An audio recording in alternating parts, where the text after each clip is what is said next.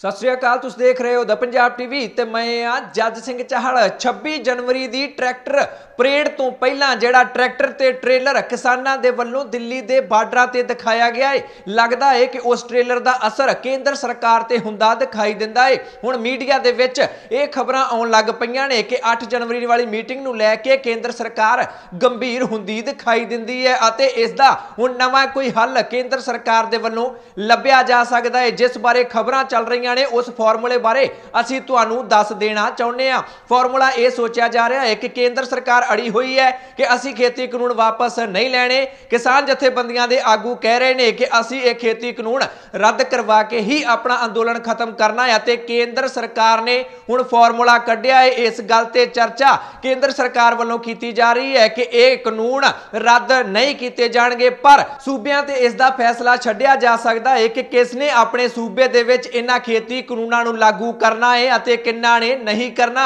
हुण इस फॉर्मूले नूं लैके भी कई तरह के सवाल उठन लग पए ने कि की सचमुच ही केंद्र सरकार दे वल्लों यह फॉर्मूला तैयार किया गया है, क्योंकि अजे तक अधिकारित तौर पर इसकी पुष्टि केंद्र सरकार के किसी भी नुमाइंदे दे वल्लों नहीं की गई है।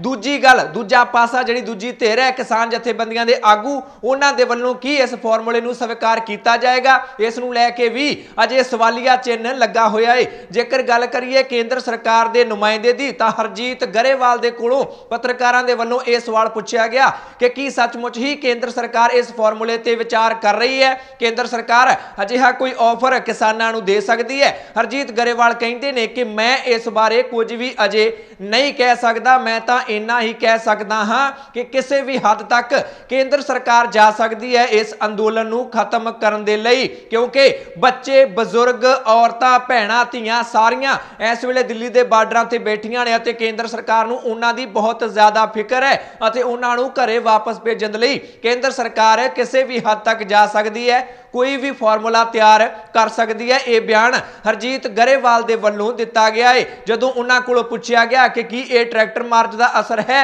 उसनूं तुसीं किवें वेखदे हो, हरजीत गरेवाल कहंदे ने कि 135 करोड़ आबादी वाला यह मुल्क है, जेकर 2-4 हज़ार ट्रैक्टर दिल्ली दीआं सड़कां ते घुमदा भी फिरदा है उस नाल केंद्र सरकार नूं कोई भी फर्क नहीं पैंदा। इस तरह एक पासे कह रहे हैं कि केंद्र सरकार अंदोलन नूं खत्म करना चाहुंदी है, दूजे पासे किसानां दे अंदोलन की बेइज्जती करदे हरजीत सिंह गरेवाल दिखाई दिंदे ने। पर जेकर गल करिए सूबियां दी तां सूबियां दे विच पंजाब दी जेकर गल करिए, पंजाब दे विच पहलां ही यह रौला पैंदा दिखाई दिंदा है कि कैप्टन सरकार ने तां पंजाब दे विच यह कानून लागू कर भी दिते ने। एक अखबार दे विच खबर आई जिस तो बाद आम आदमी पार्टी ने कैप्टन नूं घेरा पा लिया, पर कैप्टन अमरिंदर सिंह इस तो साफ इनकार करते दिखाई दिंदे ने। कैप्टन अमरिंदर सिंह का बयान तुहानूं सुना दिंदे आ कि की पंजाब दे विच खेती कानून लागू होए ने जां फिर नहीं।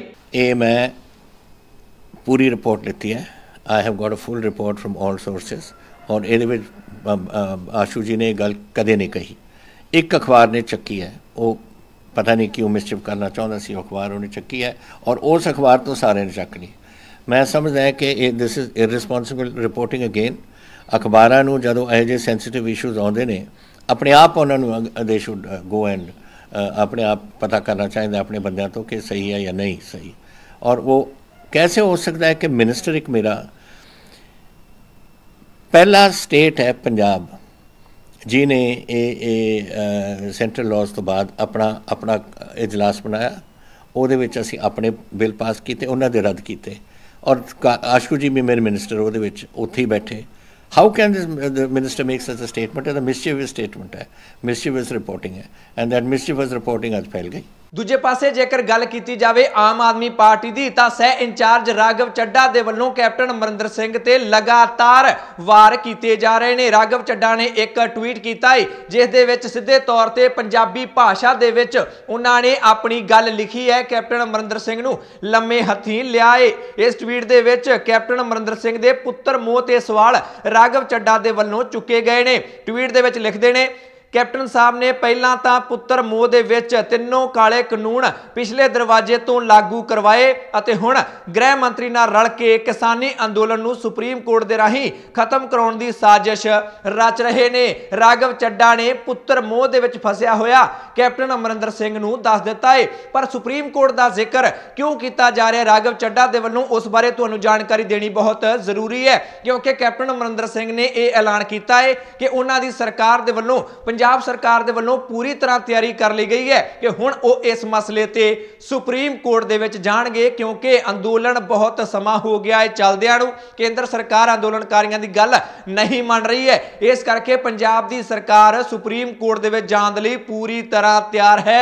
असीं तैयारी कर ली है। इसे तो बाद ही राघव चड्डा ने यह इल्जाम कैप्टन अमरिंदर सिंह ते ला दिता है कि होम मिनिस्टर अमित शाह के कहण ते ही सुप्रीम कोर्ट जाण की तैयारी कैप्टन अमरिंदर सिंह दे वल्लों की गई है। इस मसले दे विच गृह मंत्री अमित शाह के आखे लगन की गल सिर्फ आम आदमी पार्टी ही नहीं कह रही है, सुखबीर सिंह बादल का ताज़ा बयान सामने आ गया है। वो तो कहते हैं कैप्टन अमरिंदर सिंह भाजपा के मुख मंत्री ने। कैप्टन अमरिंदर सिंह ऐ लगता है कि पंजाब च बीजेपी का चीफ मिनिस्टर बन गया। अजकल रोज जो हुक्म दिल्ली की होम मिनिस्ट्री तो आता है, अमित शाह जी तो आता है, उस हिसाब नाल कैप्टन अमरिंदर सिंह चल रहा है।